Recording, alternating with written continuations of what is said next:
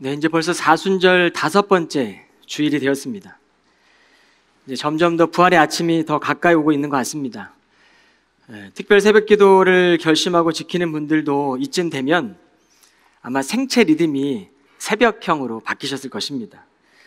이제 열흘 정도 남았는데 여러분 피곤하고 힘들어도 결단하시고 또 주의 생명이 여러분의 마음 깊은 곳에 솟아나는 그런 놀라운 믿음의 경험 있기를 축원합니다. 네, 오늘 본문은 집으로 다시 돌아오는 이 탕자의 비유입니다.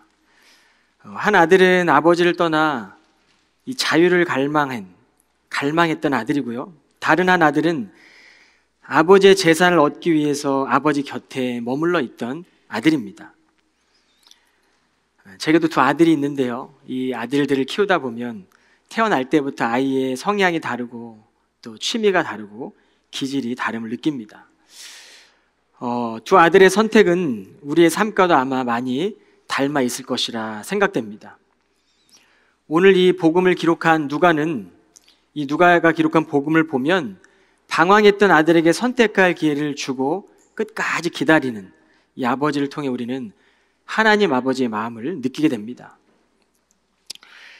우리의 교회에 오면 날마다 이 십자가를 보지 않습니까? 이 십자가가 말하고 있는 정신 가운데 한 가지는 포용성이에요. 이 포용과 환대는 그리스도의 교회 또 그리스도의 제자들에게 꼭 필요한 가치입니다.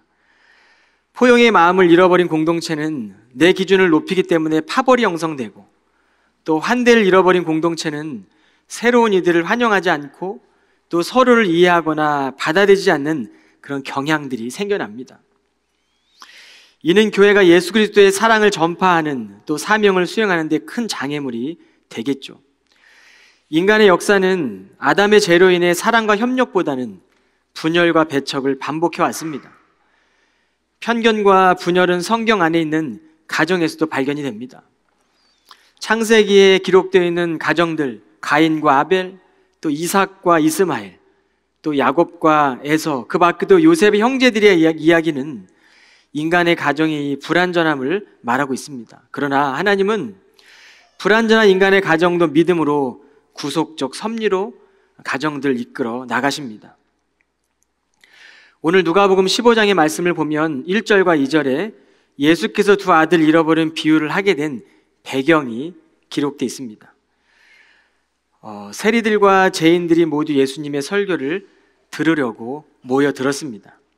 그 광경을 보고 바리새파 사람들과 율법 교사들이 수군거리며 투덜거리는 것이죠. 이 사람은 죄인들을 맞아들여 그들과 함께 어울려 함께 음식을 먹는다라고 말합니다. 그때 예수께서는 오늘 이 비유를 들어서 말씀하고 계십니다. 여러분, 예수께서 말씀하시는 그 자리에 두 부류의 사람들이 앉아 있는 거예요. 한 부류는 세리와 죄인들이고 또 다른 부류는 바리새인과 서기관들입니다. 여러분, 세리와 죄인들은 예수의 말씀을 들여 가까이 오자 오늘 서기관과 바리새인들은 예수께서 어떻게 죄인을 영접할 수 있고 음식을 같이 먹느냐고 수군거렸어요. 이때 예수께서 이 비유의 말씀으로 하시면서 오늘 우리들에게 하시는 이 복음의 말씀입니다. 오늘 이 비유의 말씀에는 죄와 대속 또 희망에 대해서 우리 가운데 교훈하고 있습니다. 둘째 아들은 자유를 향한 갈망으로 아버지를 떠납니다. 오늘 12절과 13절에 보면 작은 아들이 아버지에게 말했소. 아버지, 제 몫의 유산을 미리 나눠주십시오. 그래서 아버지는 자기 재산을 두 아들에게 나누어 주었어. 얼마 후 작은 아들은 자기 몫을 다 챙겨가지고 먼 나라로 떠났어. 둘째 아들은 자신에게 남겨줄 유산을 미리 분배해달라고 아버지께 요구합니다. 아버지의 굴레를 떠나서 자유롭게 살고 싶었던 것 같습니다.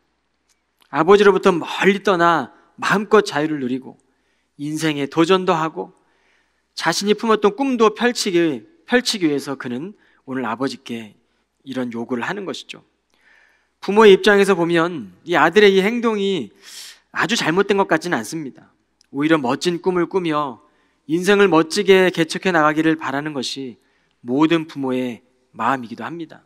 문제는 이 아버지 유산을 미리 달라고 하는 것은 오늘날 이해와는 달리 아버지가 죽기를 바라는 것이기에 당시 이런 요구는 아버지가 원로들에게 끌고 가 아들을 돌에 맞게 죽게 할 수도 있었다는 것이죠. 그럼에도 이 아버지는 이 당시의 시대적 문화를 넘어 자유를 갈망하고 열망하는 아들의 요구를 순순히 허락하십니다. 유대 사회의 풍습으로 보면 아버지가 돌아가시게 되면 장자에게는 아버지 재산의 3분의 1을, 또 둘째에게는 아버지 재산의 3분의 1을 유산으로 할당하게 되는 간습이 있었습니다. 그러니까 오늘 이 작은 아들은 아버지의 3분의 1의 유산에 해당되는 꽤 많은 돈을 들고 먼 나라로 떠난 것이죠. 그런데 이 끝없는 자유를 향해 떠난 이 아들은 그 땅에서 오래 가지 않아 술과 여자로 재산을 다 탕진합니다. 인간의 자유의지라는 것이 하나님의 품을 떠나기로 선택하면 하나님의 주권이라는 바다를 벗어나 물 밖에 있는 물고기처럼 죄된 욕망으로 우리는 죽게 되는 것이죠.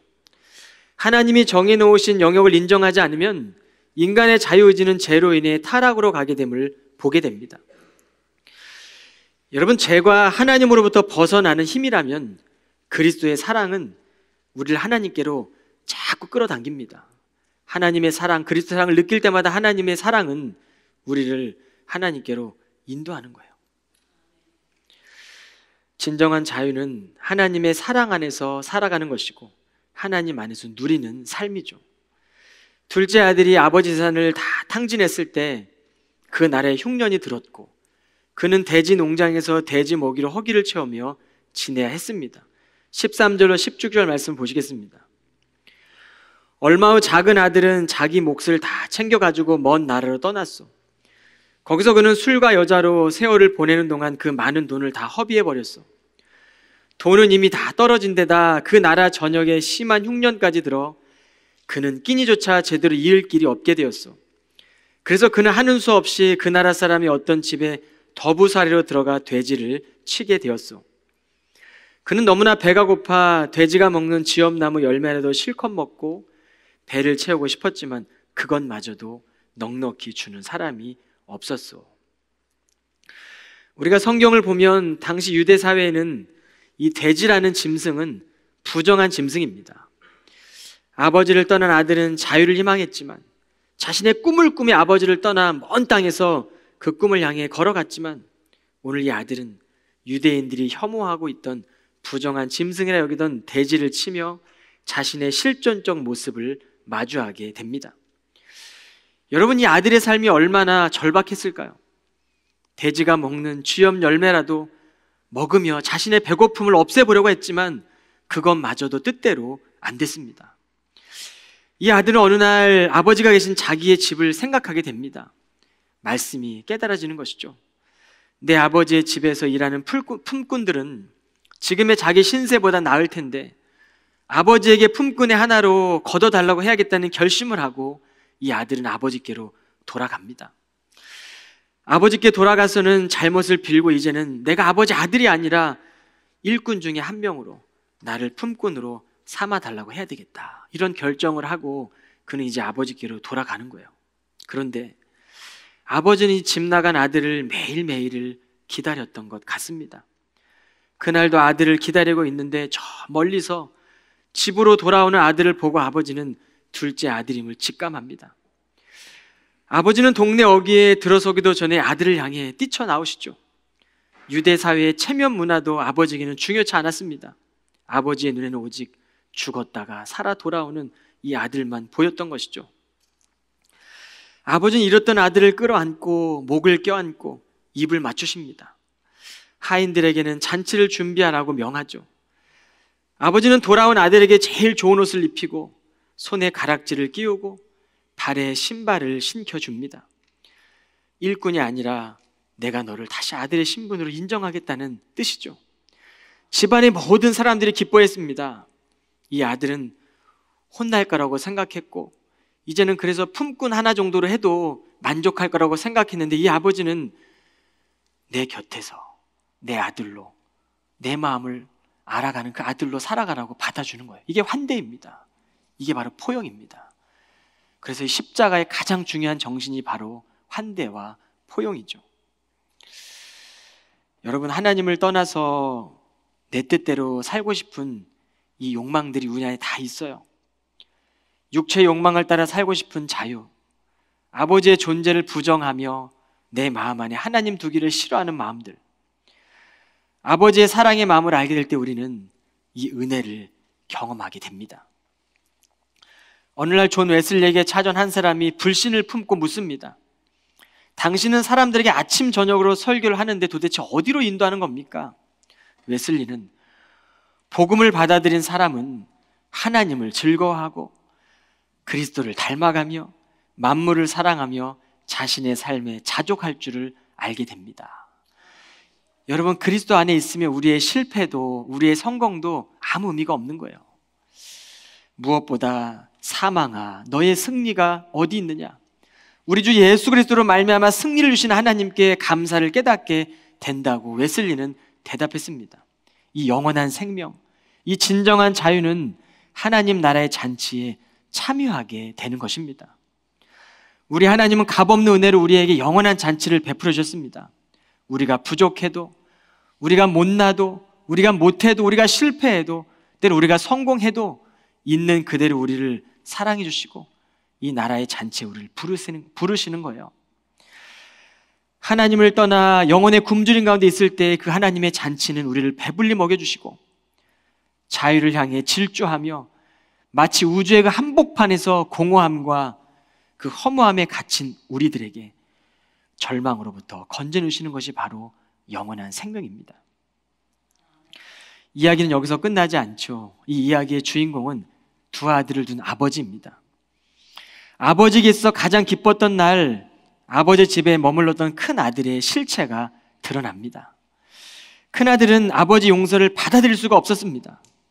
큰 아들은 아버지의 관계에서 쌓였던 분노가 동생이 돌아온 시점에, 아버지가 동생을 받아들인 그 시점에 드러납니다. 평소에는 아버지의 관계가 참 좋아 보였어요.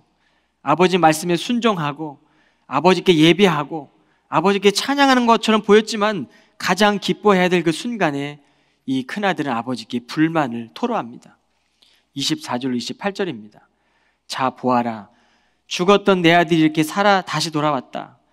내 아들을 잃었는데 이제는 다시 찾았다. 그래서 그들은 큰 잔치를 벌렸소. 한편 그때 밭에서 일을 끝내고 집으로 돌아오던 큰아들은 집 가까이 이르렀을 때 자기 집에서 노래하고 춤추는 소리가 흘러나오는 것을 들었소. 그는 종 하나를 불러 자기 집에 무슨 일이 있느냐고 물어보았소. 종이 대답하기를 동생이 집에 돌아왔습니다.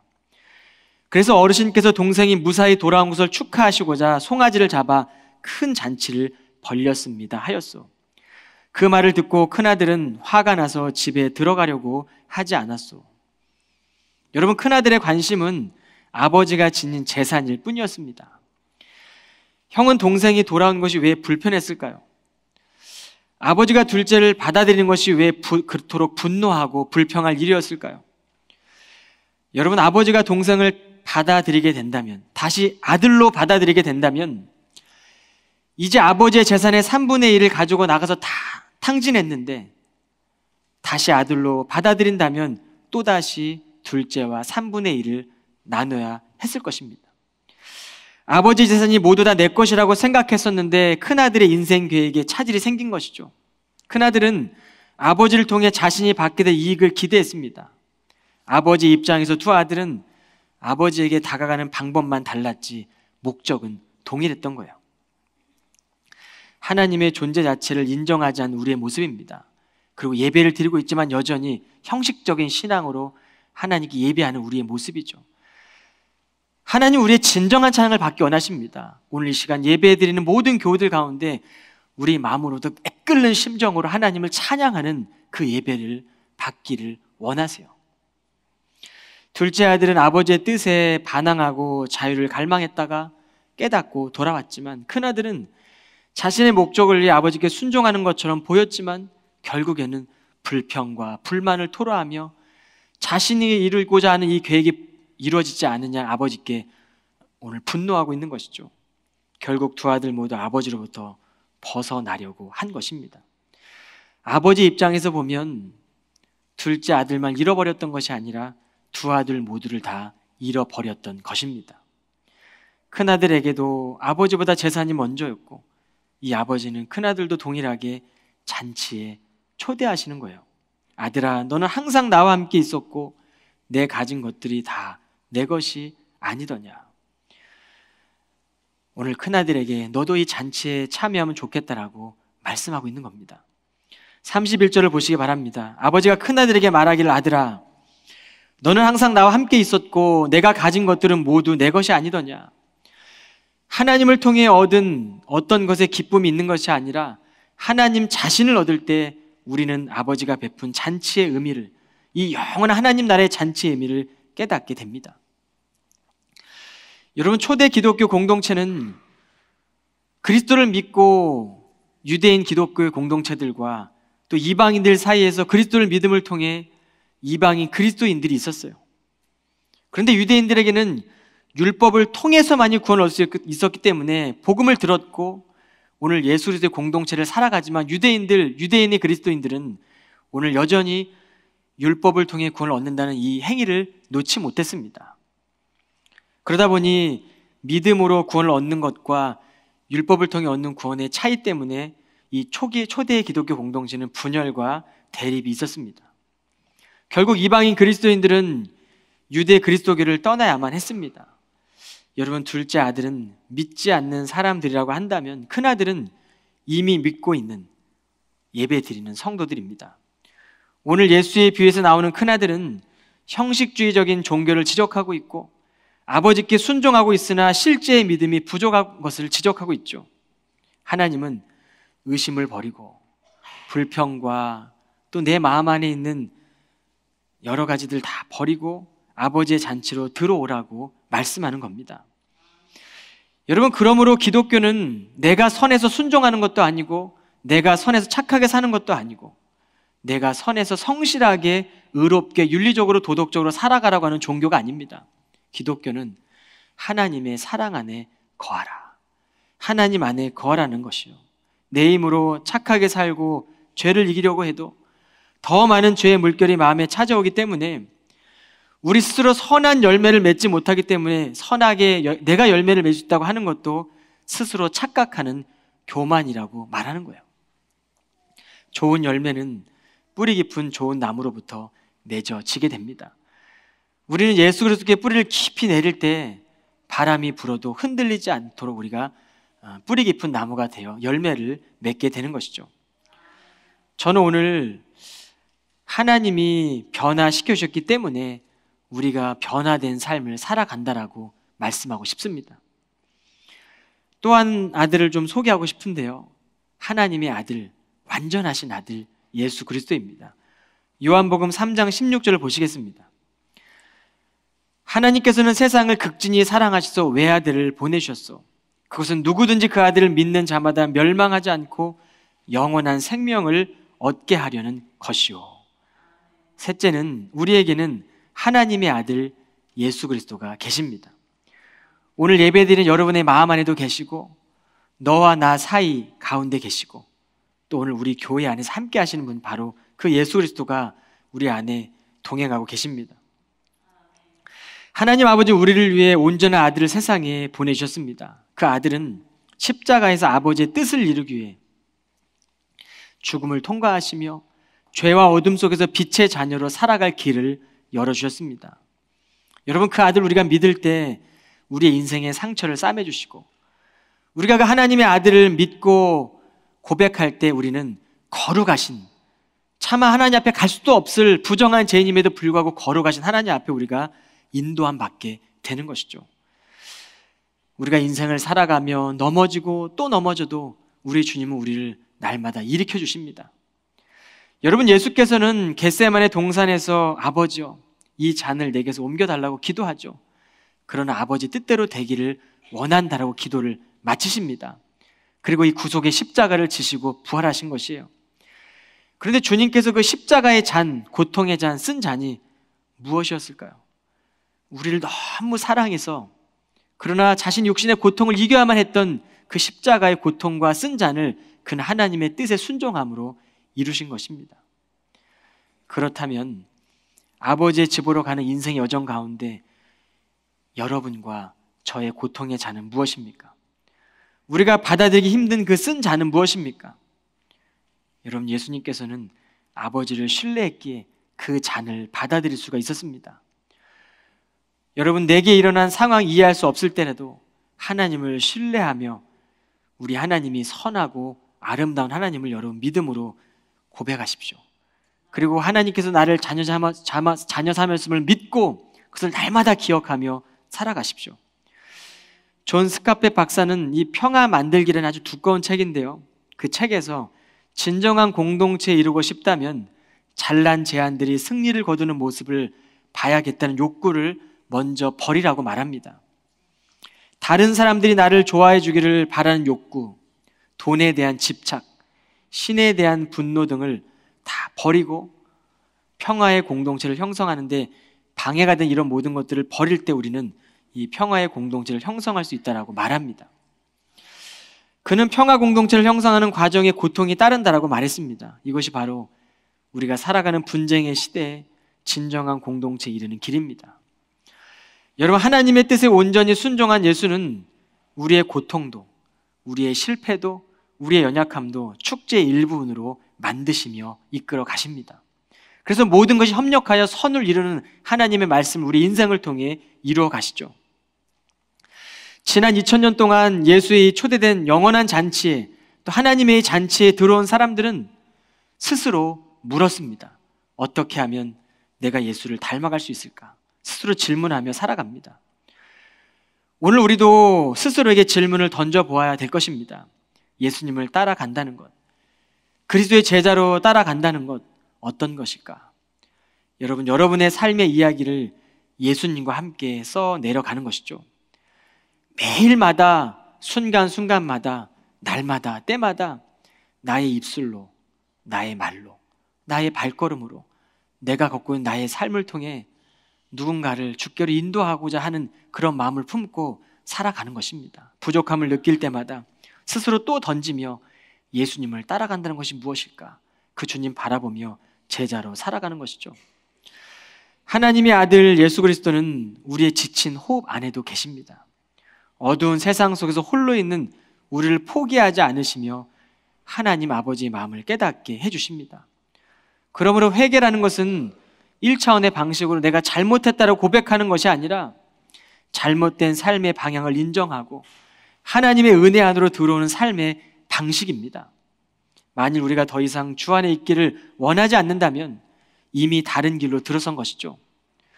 우리가 어쩌면 탕자처럼 돌고 돌아 아버지께로 돌아오고 있는 인생을 살고 있을지도 모르겠습니다. 우리는 형식적인 신앙생활에 젖어 뜨겁지도 차갑지도 않은 믿음 생활을 이어가고 있을지도 모르겠어요. 예배하고 있지만 삶의 영역에서는 내가 주인 되어 살아가는 삶이 익숙하고, 말씀을 읽지만 그 안에 깊은 은혜는 깨닫지 못하고 살아가고, 하나님의 나라를 구하고 찾지만 구원의 길에서 여전히 방향을 잃은 자와 같이 살아가고 있을지도 모르겠습니다. 그런데 우리 하나님 나라의 잔치는 둘째 아들에게 뿐만 아니라 누구든지 오라고 베푸시는 잔치입니다. 이것은 끝없는 축제이고 영원한 잔치이죠. 십자가 사건은 모든 인간을 구원하시는 하나님의 끝없는 축제입니다. 여러분, 예수께서는 우리를 하나님의 자녀로 살아가도록 해주셨어요. 그러므로 때로는 원망이 찾아오는 순간에도, 불평과 의심이 찾아오는 순간에도 하나님이 나를 이렇게 받아주셨는데 우리가 어떤 존재인지를 다시금 물으며 믿음으로 받아들인 용기가 필요합니다. 나는 하나님의 사랑받는 자녀야. 어떠한 순간에서도 하나님이 나를, 자신의 그 외아들을 통해 나를 사랑해 주셨지라는 그 믿음을 붙들며 끝없이 받아들이는 용기가 필요합니다. 이것이 믿음입니다. 우리에게는 첫째 아들의 모습도 있고 둘째 아들의 모습도 다 가지고 있습니다. 중요한 것은 우리가 하나님의 자녀가 되어 아버지의 사랑 안에 있다라는 사실입니다. 하나님은 이제 우리가 어린아이로 있는 것이 아니라 장성한 그리스도의 분량으로 서 있기를 원하십니다. 말씀을 듣기만 하는 사람은 어떤 사람일까요? 그냥 전하는 말씀을 듣기만 한다면 우리는 청중일 뿐이죠. 그런데 들려지는 말씀을 붙들고 살아내고, 오늘 특별히 그 말씀을 붙들고 마음에 새기며 말씀을 따라 살아가는 사람들이 바로 하나님의 자녀입니다. 우리는 큰아들이나 작은아들이나 모두 다 하나님의 사랑받는 자녀로 서로 사랑하고 배려하며 포옹하며 예수 그리스도의 모습을 따라가야 합니다. 이제 사순절 주간이 이 절기가 얼마 남지 않았어요. 너무 아쉬워요. 이제 10일 정도 남았습니다.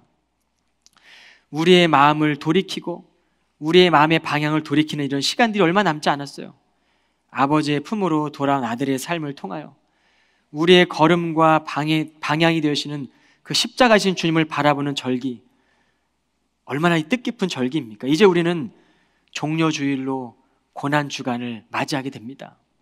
예루살렘 성에 이제는 그 십자가를 지시기 위해 올라갔던 그 주님의 그 십자가를 기억하며 우리는 이제는 다음 주일날 성만찬을 드릴 거예요. 여러분이 사순절 절기를 특별히 의미 있게 품고 걸어온 성도들은 성만찬을 할 때 눈물 없이 우리가 그 성만찬에 참여할 수 없죠. 나를 위해 찢기신 살과 나를 위해 찢기신 다 흘리신 그 보혈을 우리가 먹고 나누고 마실 때, 그 영원한 잔치에 참여하게 될 때 얼마나 그 은혜가 감사합니까? 우리는 다 빚을 지고 있는 인생 아니겠습니까? 남은 여생은 이제는 그 십자가의 볼을 의지하며 빚을 갚는 삶을 살아야 되겠다. 그런 결단의 시간이 바로 성만찬식이에요. 여러분, 이제 우리는 하나님의 자녀로 예수 그리스도와 함께 길을 걸어야 합니다. 망각할 수 있고 우리가 또 실수할 수 있고 실패할 수 있지만 그 사실 잊지 않고 우리가 늘 영원한 이 천국잔치, 영원한 이 하나님의 이 축제 안에 들어와 우리는 살아가야 합니다. 한 번도 변하신 적 없기 때문에 축제이고, 포기하지 않으시기 때문에 축제인 것이고, 하나님의 끝없는 완전한 사랑, 실패가 없는 사랑, 포기하지 않는 사랑, 변함없는 사랑, 우리를 사랑하시기 때문에 이것이 바로 축제인 것이죠. 이 축제에 들어온 자만이 하나님의 자녀입니다. 이 축제를 누리는 자만이 하나님의 자녀이고, 하나님의 뜻대로 순종하며 살아야 되겠다 결단하고 결심하며 매일 넘어지고 쓰러지는 그 자리에서 다시 일어나 하나님 말씀을 붙들고 살아가는 사람들이 바로 하나님의 자녀입니다. 그 아버지의 품에서 우리를 인도하시는 귀한 은혜가 누려지는 한 주가 되시기를 축복합니다. 그리고 사순절의 의미를 다시 한번 기억하며 묵상하며 이제 열흘 남은 이 새벽기도, 피곤하고 지치지만 다시 결단하십시오. 그리고 다시 결단하며 남은 10일은 내가 완주해야 되겠다, 다 출석해봐야 되겠다. 2번 남은 현장의 토요일 이 현장 새벽기도에는 내 아이들 데리고 와서 축복받아야 되겠다. 그렇게 좀 기도하는 그런 시간 되면 좋겠습니다. 마음에 감동이 되면 나온 아이들 제가 다 안수하며 기도해 줄게요, 여러분. 그리고 그렇게 축복의 잔치, 영원한 이 축복의 잔치에, 축제에 참여할 수 있는 그런 절기들로 이 남은 시간들을 꼭 보내시기를 주님의 이름으로 간절히 축원합니다. 기도하겠습니다. 거룩하신 하나님, 우리의 영혼이 하나님을 잃고 헤맬 때 하나님의 사랑은 우리를 감싸 주셨습니다. 우리의 죄가 드러났음에도 주님께서는 자신의 죄를 여기며 우리의 죄를 해결해 주셨고, 세상을 보는 시선과 사람을 보는 시선을 달라지게 해주셨습니다. 죄의 멍에로부터 자유케 하시고 이 시간 주님을 따르고 그리스도의 제자로 살아가게 하옵소서. 하나님 나라의 잔치에 참여하여 우리 곁에 계시는, 우리 안에 거하시는 주의 음성을 들으며 기쁨으로 동행하게 하옵소서. 사순절기를 보내며 하나님의 아들 예수 그리스도로 인하여 우리의 입술과 발걸음과 몸과 마음가짐에서부터 주를 닮아가기를 소망합니다. 예수 그리스도의 이름으로 기도하옵나이다. 아멘.